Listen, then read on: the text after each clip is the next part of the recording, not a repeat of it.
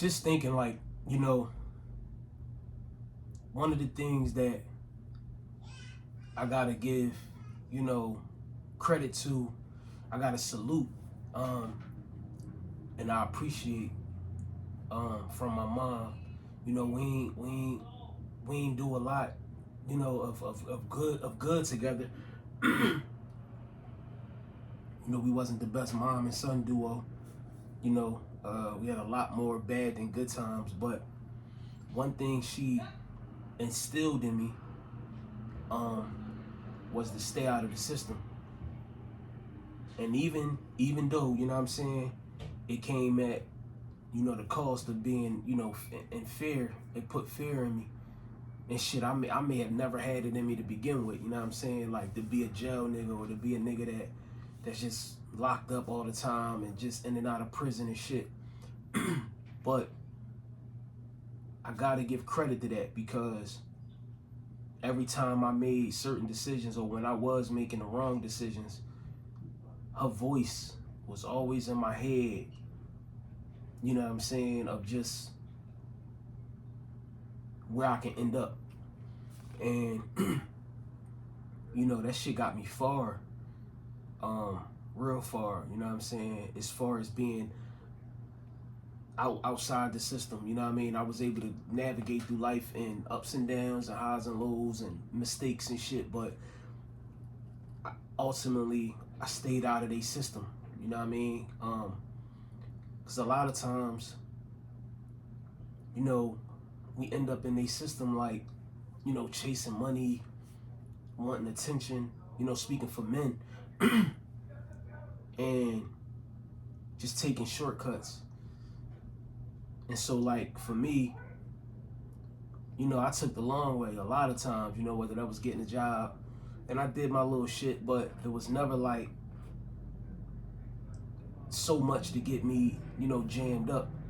And I gotta give credit to that. I gotta give credit to, you know, my mom for, you know, instilling that fear in me early. Because what you seeing now with with the youth and just niggas my age or older, they got a career of just being in prison and being in group homes and foster homes and juvenile detention centers and like not to say anybody's life is over. That's not my position, but a lot of times when niggas get wrapped up in that system, it be too late because they got you. You know what I mean? They got your information. They making it to where as though it's hard for you to get a job. It's hard for you to thrive out here in society if that's what you're trying to do. So you're always feeling like you gotta retort back to old habits and old ways, and that's just gonna keep you in that hamster wheel, keep you in that rotation. You know what I mean? And in that repetitive lifestyle that's really like destroying you. You know what I mean? It's sad. You know, I got homies that went up. You know, I grew up with niggas that, you know, did time in and out. Um, then you start to ask yourself, like, damn, well, what was it really for? Like, was it worth it? And a lot of times, it be just as simple as niggas just not knowing right from wrong. You know what I mean? Or niggas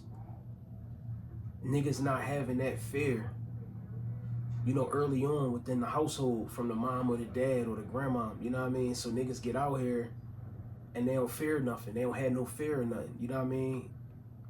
And that can hurt you. Just thinking about a nigga that's just been in and out of prison and can't get a job if he wanted to, you know, can't take care of himself, you know what I mean? Only thing you can do is retort back to the lifestyle, you know what I'm saying? And that's unfortunate. Most niggas that's in prison, they don't got no skill, they don't have no, they don't have maybe a bunch of ideas or, you know what I mean? Like none of that type of shit. Like they just do their time, they come back home and they get right back into the same shit.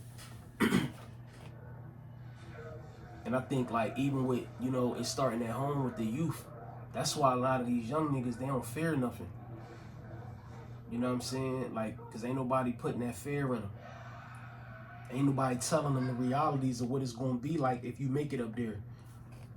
You know what I'm saying? To the big dance floor. You know what I mean? Like, fuck the little county shit and all that. We talking about like really doing time.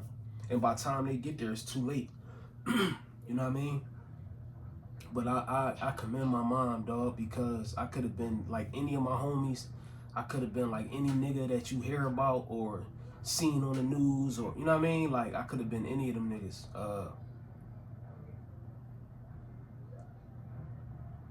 You know, it's fucked up, man. And a lot of niggas would just be like, yeah, I'm a hustler, man. I gotta get money by any means, and jail ain't shit to me, and that shit don't mean nothing. I'll be back in 10, I'll be back in 5. Like, but think about that for a minute. Think about what you saying. Like, you about to just go get them niggas 5, you about to go get them niggas 10. You talking like you be back in 10 minutes. Nigga, that's 10 years. That's 5 years. Some of y'all niggas is getting 50, 60, 70. Yo, man, it's crazy how niggas throw their lives away like they know they gonna get another one.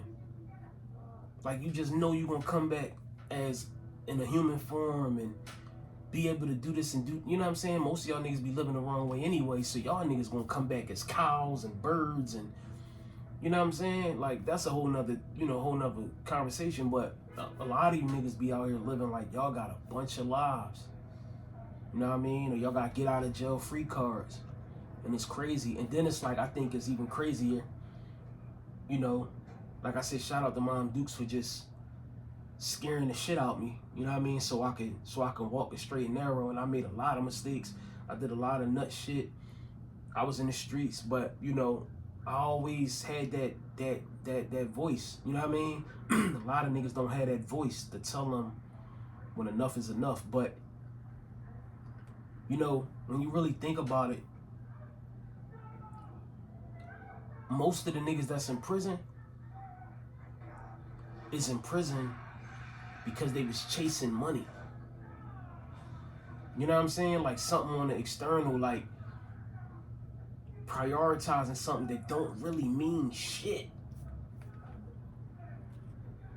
Niggas wasn't chasing happiness. Niggas wasn't chasing or trying to figure out the unknown or better their lives, or it was this or nothing. Like it be money, it be ego, it be, damn, the bitches see me, I'm selling this and I'm doing this and I'm in this car, and they know. I remember a time like, nigga, it was cool to be booked. Like niggas, oh damn, free my bro, and this nigga going to jail, and that nigga going, damn, my bro, how much you did, bro? Oh, I did a little 8. I did it. Like, it's so crazy what we just deem to be cool and the thing to do, and you know what I mean, to make you look like you something, or you are something, or you mean something.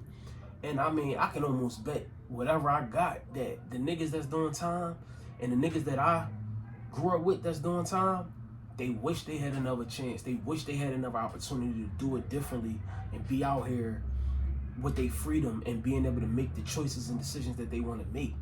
You know what I'm saying?